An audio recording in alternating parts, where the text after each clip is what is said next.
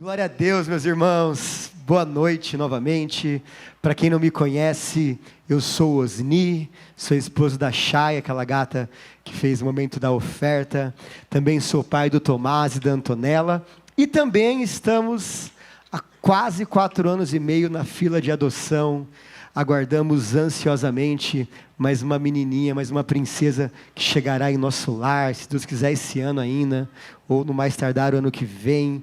A gente ama também essa causa, a gente ama famílias grandes, sabe? A gente ama de realmente inserir filhos na sociedade para ter pessoas diferentes. A gente não teme isso. A gente crê que se a nossa base foi o Senhor, a gente não temerá isso.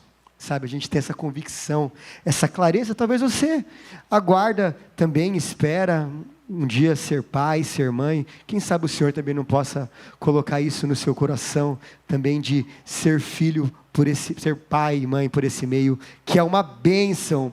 E hoje iniciaremos uma série de mensagens com o tema Castelo de Areia. O nosso querido pastor Mateus, ele saiu de férias. A gente sabe das lutas que enfrentamos e realmente o Senhor preparou esse tempo de refrigério para ele.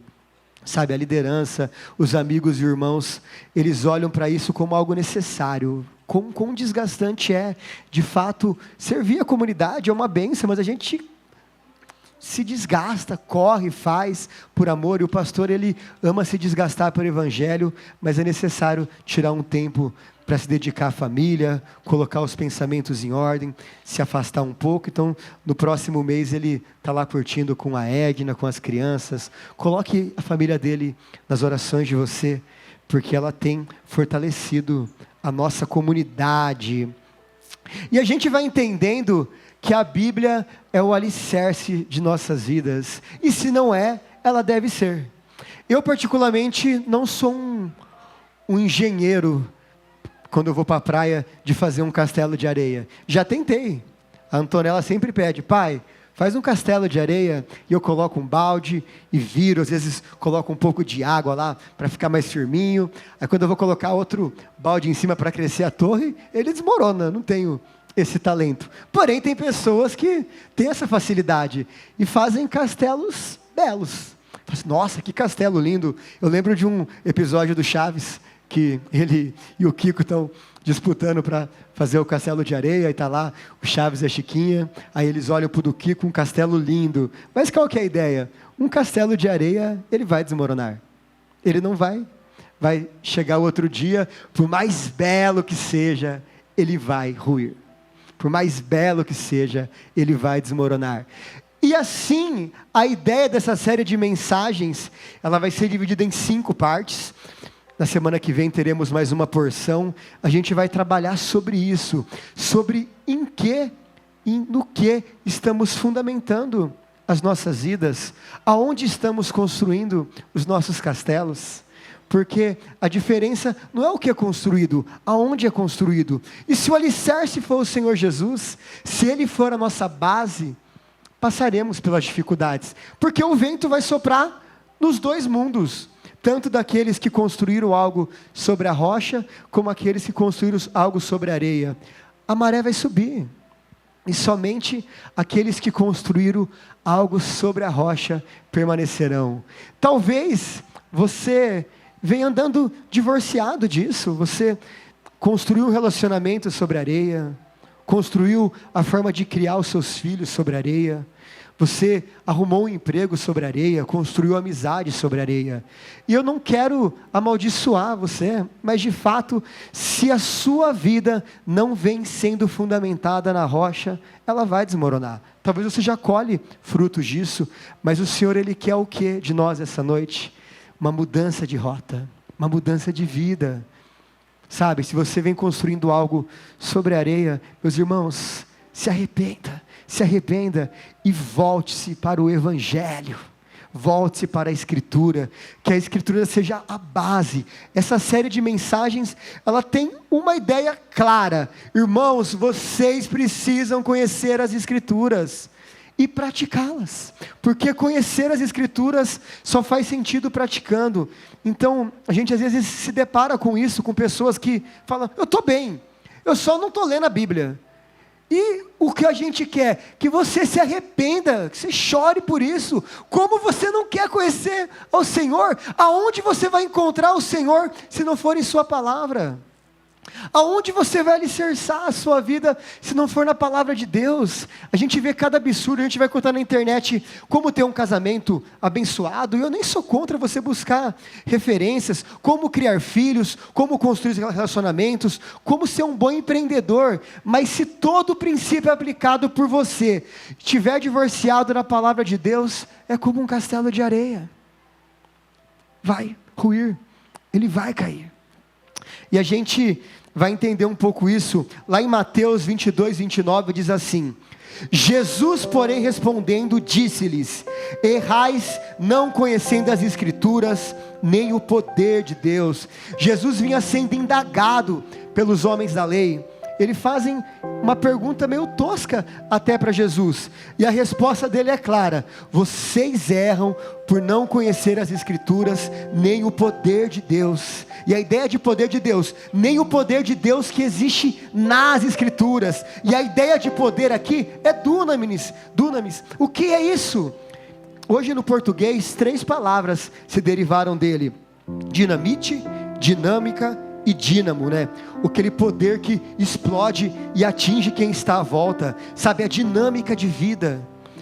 A gente sabe que o dínamo hoje não é muito mais utilizado nos carros, foi substituído pelo alternador. E o que o alternador faz? Ele recarrega energia, conforme você vai andando, você vai sendo reabastecido, vai tendo nova energia, uma nova carga. E qual é a ideia disso, quando Jesus vai lá e confronta eles?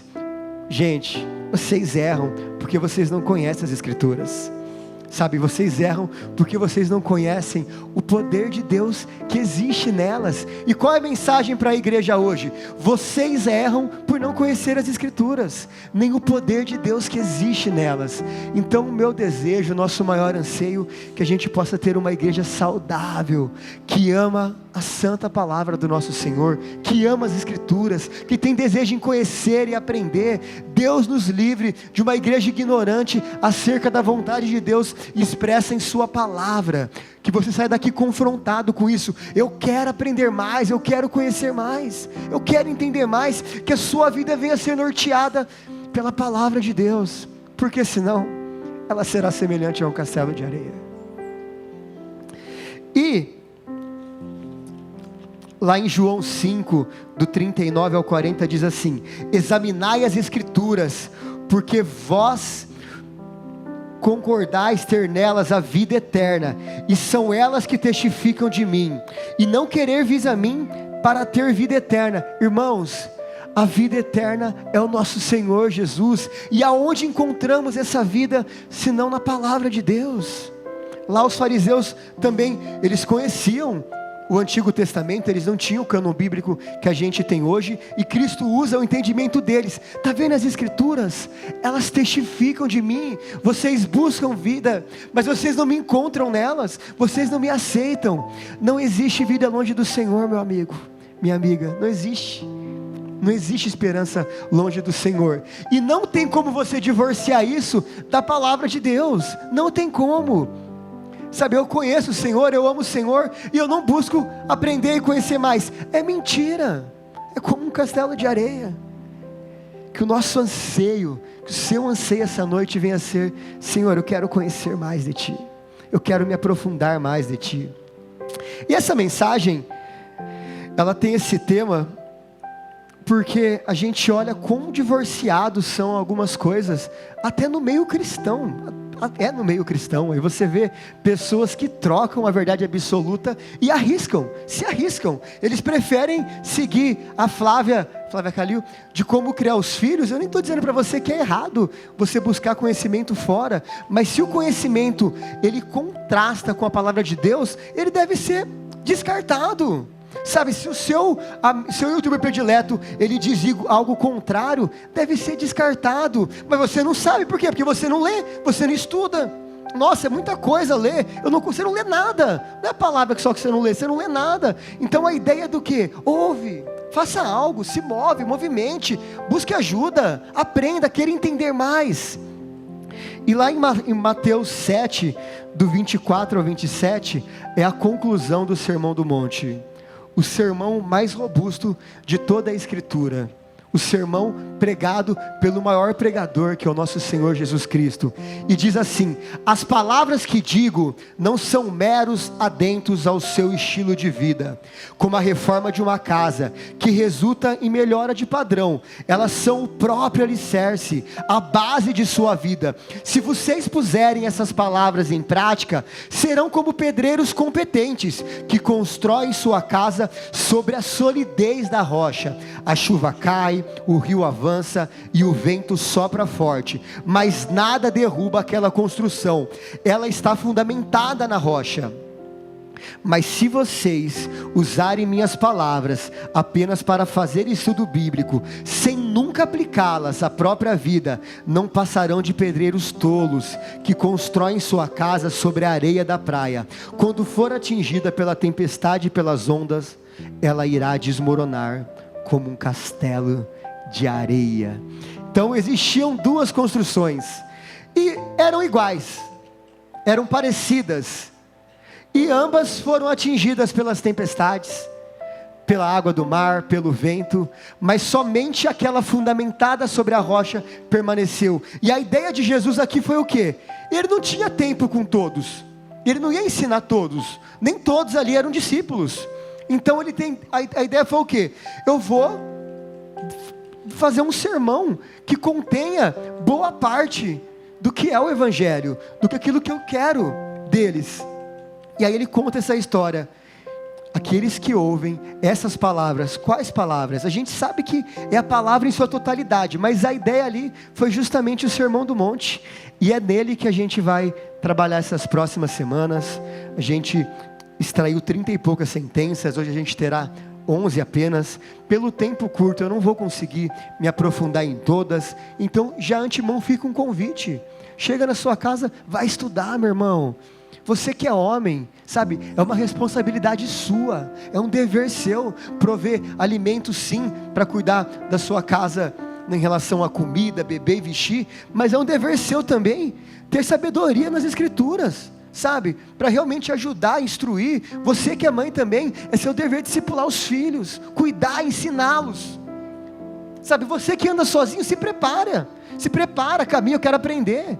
Se um dia o Senhor me der uma família, eu vou ter bagagem, senão eu vou ser bem alicerçado eu mesmo, na palavra de Deus. Eu vou ler o sermão rapidinho, as bem-aventuranças, e a ideia de bem-aventuranças é mais do que felizes. Serão felizes quem praticar isso, né? Bem-aventurados humildes de espírito, porque deles é o reino dos céus. Bem-aventurados que choram, porque serão consolados. Bem-aventurados os mansos, porque herdarão a terra. Bem-aventurados os que têm fome e sede de justiça, porque serão fartos. Bem-aventurados os misericordiosos, porque alcançarão misericórdia. Bem-aventurados os limpos de coração, porque verão a Deus. Bem-aventurado os pacificadores, porque serão chamados filhos de Deus. Bem-aventurados os perseguidos por causa da justiça, porque deles é o reino dos céus. Bem-aventurados sois quando, por minha causa, vos injuriarem e vos perseguirem, e mentindo disserem todo mal contra vós. Regozijai-vos e exaltai-vos, porque é grande o vosso galardão nos céus, pois assim perseguiram os profetas que vieram antes de vós.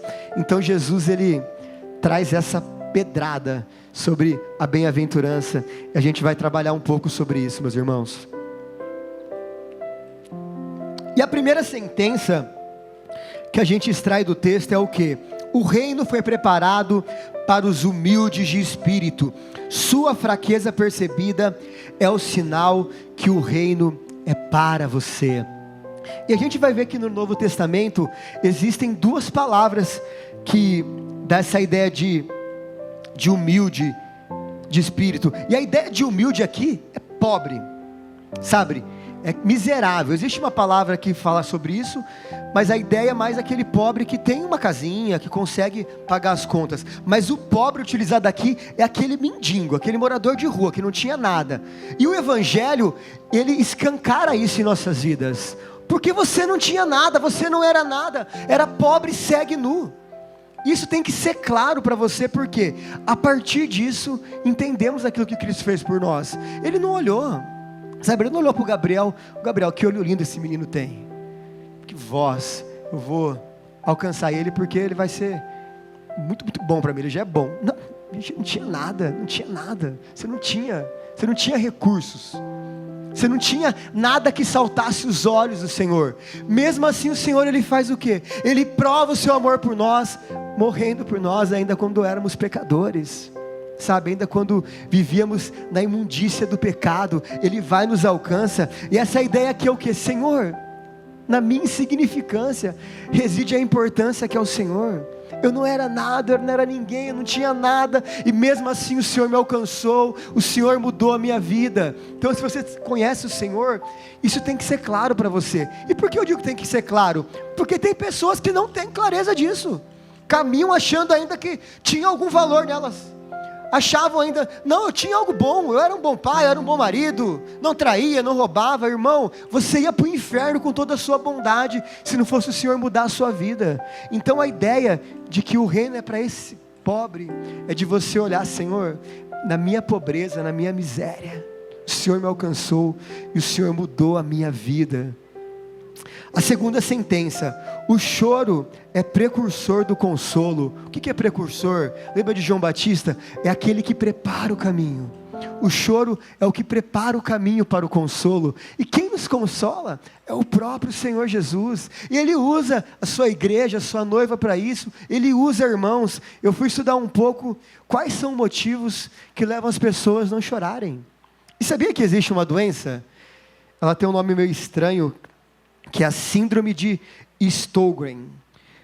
Também é conhecida como síndrome da sequidão, doença seca, que as pessoas não produzem lágrimas, elas têm aquilo e geneticamente elas não conseguem chorar.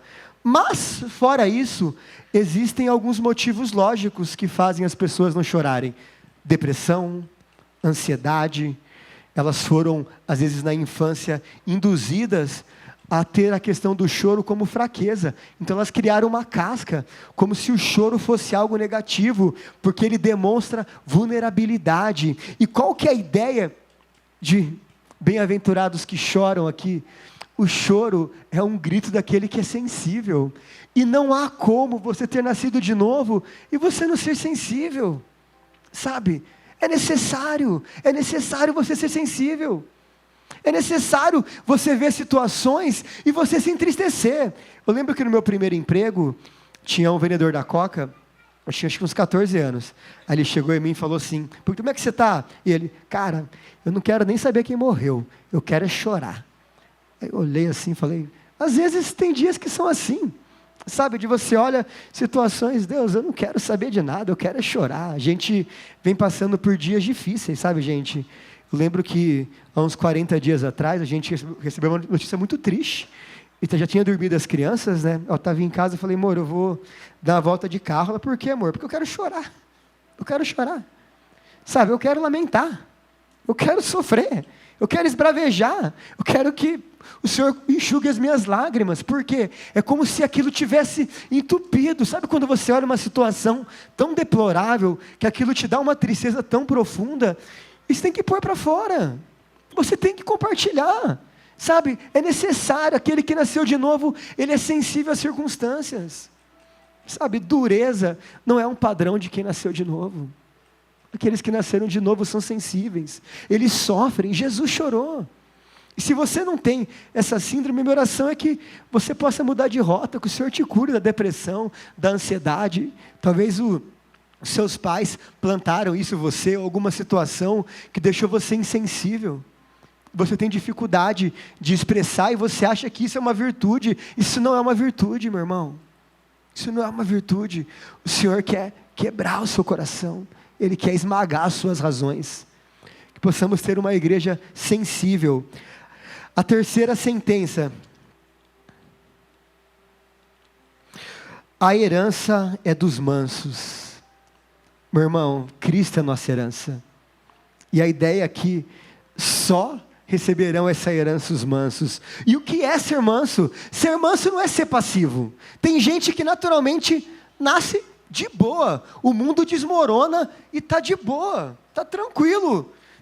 Não demonstra nada, está lá. Tipo, não é essa a ideia de passividade, meu irmão. A ideia de ser manso, às vezes, é até o quê? Pensa em qual que era a ideia aqui, que o texto quer dizer, a palavra usada. Existiam cavalos selvagens, e para você conseguir utilizá-los, você tinha que quebrá-los, né? Quebrá-los no sentido do quê? De amansá-los, domá-los, domesticá-los. Então a ideia de ser manso é de pessoas que são domáveis.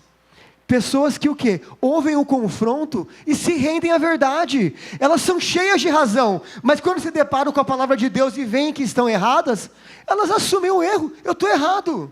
Você vai encontrar pessoas que são realmente firmes, vêm com 1000 argumentos, mas quando são confrontadas, baixam a bola.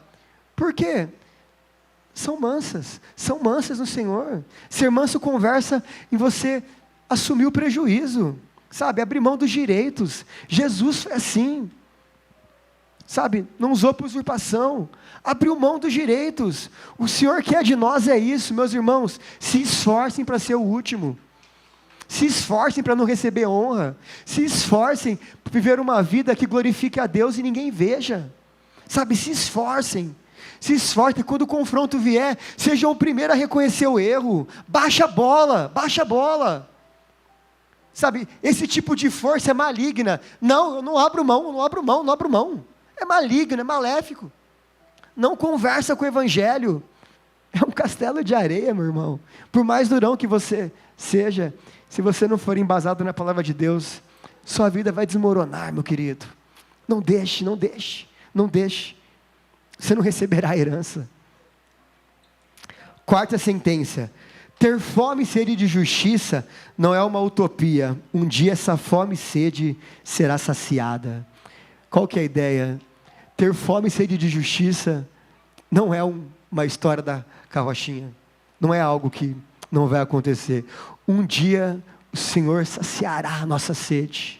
Sabe, o cristão genuíno, ele tem fome e sede de justiça, ele olha a injustiça, ele sofre por aquilo, e logo mais eu adianto para você, tem coisas que você passa, que você não encontrará resposta aqui, não encontrará, Senhor, o porquê disso, o porquê, que injusto aos meus olhos, Senhor, que injusto aos meus olhos isso acontecer, mas um dia o Senhor vai saciar a nossa sede, sabe, aquele que nasceu de novo, ele olha as situações, ele não acha comum um fim de casamento, ele não acha comum as pessoas se matarem, ele não acha comum alguém roubar, alguém molestar alguém, ele sofre com aquilo, sabe, ele clama por justiça. Deus, que injusto isso, a pessoa ficou impune, não descobriram quem que é ela, mas um dia essa fome e sede será saciada pelo nosso Senhor Jesus Cristo.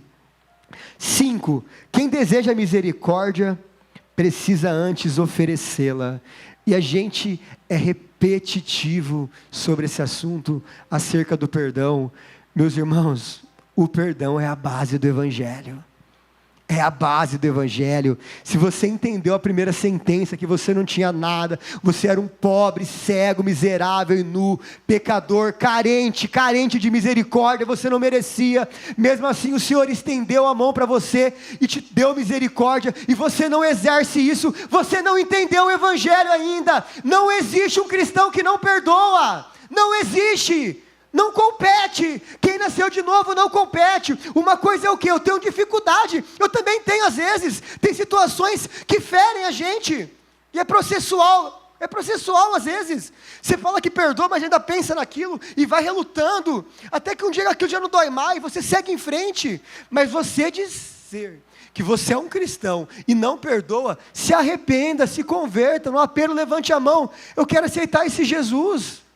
Não dá para negociar isso, não tem como negociar perdão, porque ele é a base do Evangelho, e se eu recebi perdão, eu não dou algo que eu não recebi, eu não era nada, não era ninguém, você não era nada, não era ninguém, você merecia o inferno, o Senhor te alcançou, então não tem nada que alguém faça para você que se compare a isso. É claro para você isso? Essa clareza? É claro. Você entende a profundidade disso? Por mais absurdo que seja a história que você possa contar ou compartilhar, você não sabe o que eu passei, Jesus sabe o que você passou, e Ele sofreu na cruz por isso. Então não tem como, não é alternativa. Eu sou uma belezinha, eu venho no culto todo domingo, eu sirvo na atmosfera, na mídia, no louvor, vou na cera, não falta uma, eu só não perdoo. Não vai colar, meu irmão, não vai colar, é um castelo de areia. Volte para o Evangelho, para a palavra de Deus.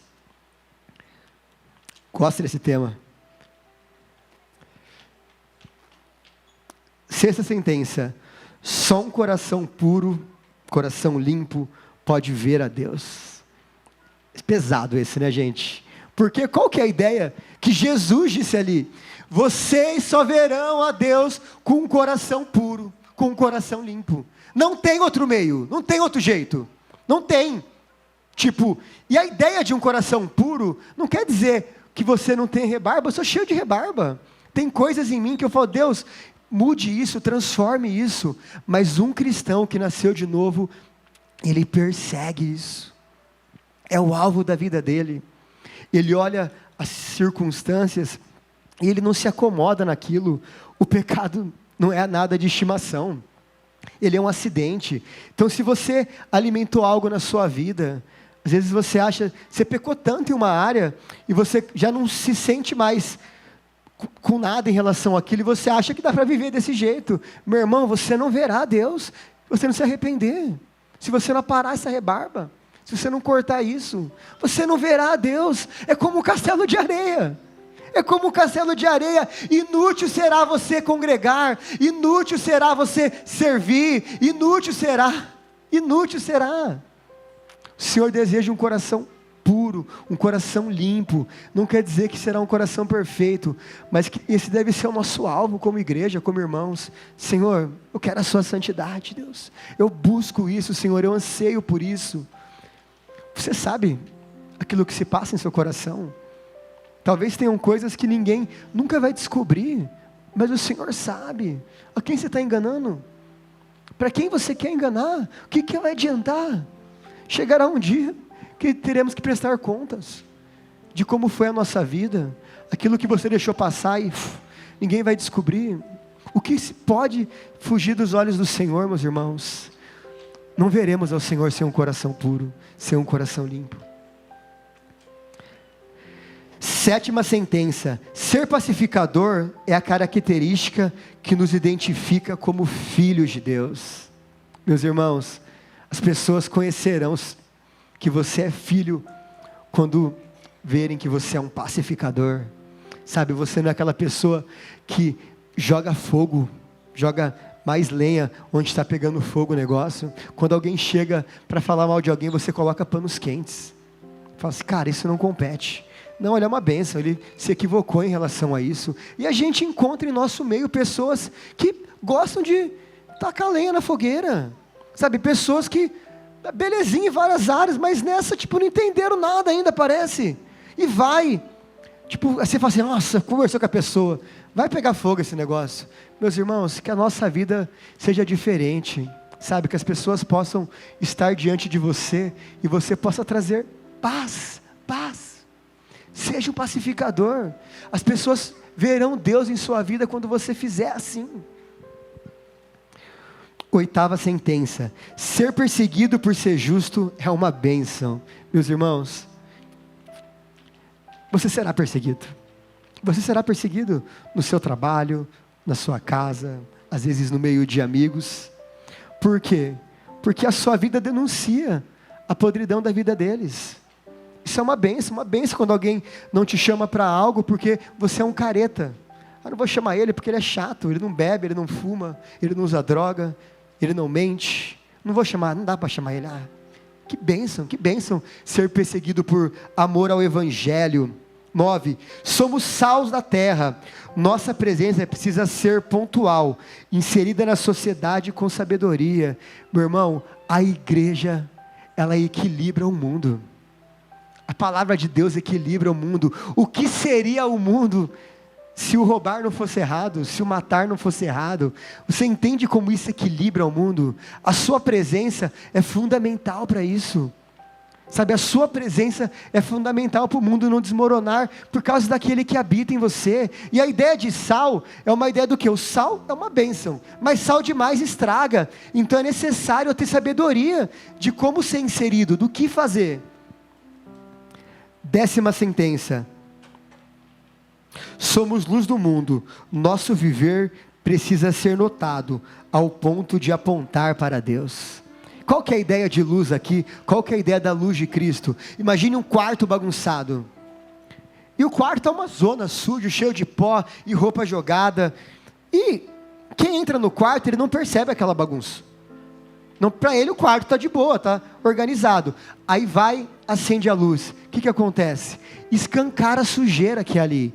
E a ideia dos filhos é essa mesmo, que o seu viver denuncie o viver daqueles que não conhecem a Deus, ou daqueles que dizem que conhecem, que a sua forma de tratar a sua esposa, denuncie quem trata mal, que a sua forma de tratar o seu marido, denuncie quem trata mal, que a sua forma de educar os seus filhos, denuncie quem eduque mal, que a sua forma no seu trabalho, denuncie aquele que trabalha mal, sabe, que a sua forma de vida seja luz para o mundo, ao ponto das pessoas olharem assim, meu Deus, a minha vida está errada, por quê? Porque eu olhei para ele, a vida dele, essa é a vida certa, essa é uma vida certa, daqueles que conhecem o Senhor, que o nosso viver revele a Deus, meus queridos, que o seu viver revele a Deus.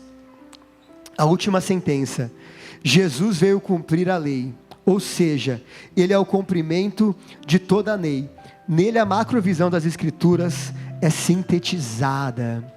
Jesus, ele cumpriu as Escrituras, elas falavam dele, elas testificavam dele, e qual que é a ideia? A ideia lá de 2 Timóteo 3, do 16 ao 17, que diz assim, toda a Escritura é inspirada por Deus, e útil para o ensino, e para a repreensão, para a correção, e para a instrução na justiça, para que o homem de Deus seja apto e plenamente preparado para toda boa obra. Toda a Escritura é inspirada por Deus. Você não vai encontrar na Escritura um conselho para tudo, mas você vai conseguir encontrar uma aplicação que dê para os seus dias, que dê para aquilo que você vem fazendo. E a ideia disso tudo é o quê? Meus irmãos, você só pode fundamentar algo sobre a rocha se for embasado nas Escrituras. O que fugir disso vai desmoronar. E o Senhor, Ele quer o que da gente? Talvez você venha construindo coisas sobre areia, você não sabia às vezes, a sua base era fraca, você não sabia e você foi e construiu algo. O Senhor quer levar essa construção para a rocha, ou que você comece de novo. Talvez você construiu ali meio na areia, meio na rocha. Irmão, pensa nessa ideia. Até um castelo firmado meio a meio, ele desmorona, porque só alicerce vai tombar. Então a ideia aqui é o que? Fundamente a sua vida nas Escrituras, fundamente aquilo que você quer na palavra de Deus, sabe, crie os seus filhos, busque esposa, marido, sabe, procure trabalho, que a sua vida realmente, meu irmão, seja embasada na palavra de Deus, embasada naquilo que o Senhor deixou através da sua palavra para nós. Sabe, talvez tenha 1001 pontos e a gente não consegue ser profundo em todos, mas se algum deles falou o seu coração essa noite, a gente vai orar. Sabe, talvez você está com um choro engasgado, sabe, e você entende que você foi doutrinada a não chorar, que um dia te contaram que esses eram fortes, mas irmãos, fortes são aqueles que conhecem o Senhor, sabe, fortes são aqueles sensíveis às circunstâncias, e a gente vai orar sobre. Olha para a sua vida em silêncio e peça para o Senhor trazer clareza de qualquer área que vem sendo divorciada da palavra de Deus, qualquer área, qualquer pecado que esteja oculto no seu coração, que o Senhor possa trazer arrependimento. Eu oro para que você não consiga conviver com isso, sabe, que isso seja insuportável ao ponto de você colocar para fora, que você se livre disso, se livre disso.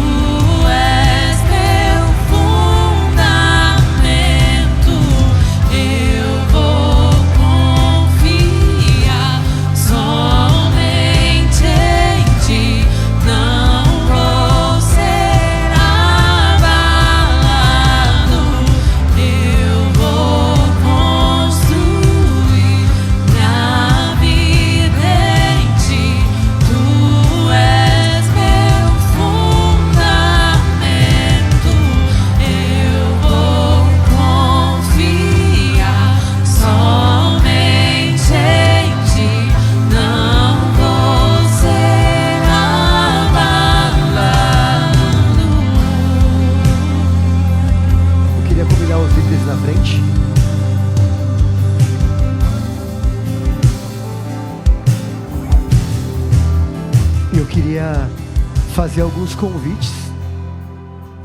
Primeiro convite é se você não entendia o que era o Evangelho e hoje a palavra penetrou em seu coração e você não quer viver divorciado disso. Você entendeu que a vida longe de Deus é uma vida sobre areia e ela vai cair, ela não permanecerá. Que você possa procurar um dos irmãos aqui para estar orando.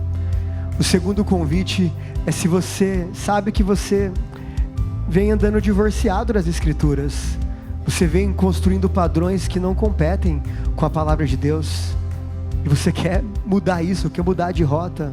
Procure o irmão também para orar por isso. A gente vai orar, e também se você tem alguma causa de oração, você veio atrás de algo e talvez a mensagem não conversou com a sua necessidade, procure o irmão também. A gente está aqui para servir vocês como amigos, como irmãos, como igreja. Senhor Jesus, muito obrigado por essa noite, Deus, que o Senhor nos preparou, Deus. Obrigado porque a sua palavra, Deus, ela é viva, Senhor. Deus, ela nos exorta, Deus, ela nos abate, mas com a finalidade de nos colocar em pé, Jesus. Sua palavra fala, Deus, que o Pai corrige o Filho que ama, Deus. E se a gente vem sendo exortado pelo Senhor, é um sinal de que o Senhor nos ama, Deus. Então que a gente não endureça o nosso coração, Senhor, mas que possamos ser abertos, Senhor, disponíveis, Deus, para mudanças, Deus. Ajude, Senhor, os meus irmãos, Senhor, a realmente fundamentar a sua vida sobre a rocha que é o Senhor Jesus, Deus. Ajude os meus irmãos, Deus, a buscarem se relacionar com a sua palavra sendo o norte, Senhor. A mulheres se casarem, homens se casarem, buscarem emprego, Senhor, se relacionarem, criação de filhos, Deus. Que a sua palavra seja o norte de nossas vidas, Senhor. Pois não queremos, Deus, viver um engano, Senhor. E tudo aquilo que a gente faz divorciado da sua palavra, Deus, é semelhante a um castelo de areia, Deus, irá desmoronar, Senhor. Abençoe cada irmão, Deus, dê um domingo abençoado, uma semana abençoada, e que o grande amor de Deus, a graça do nosso Senhor Jesus, a comunhão e consolação do Santo Espírito esteja com todos vocês, meus irmãos. Tenha um bom domingo, Deus abençoe, e não vá embora antes de pedir uma oração também, se você precisa.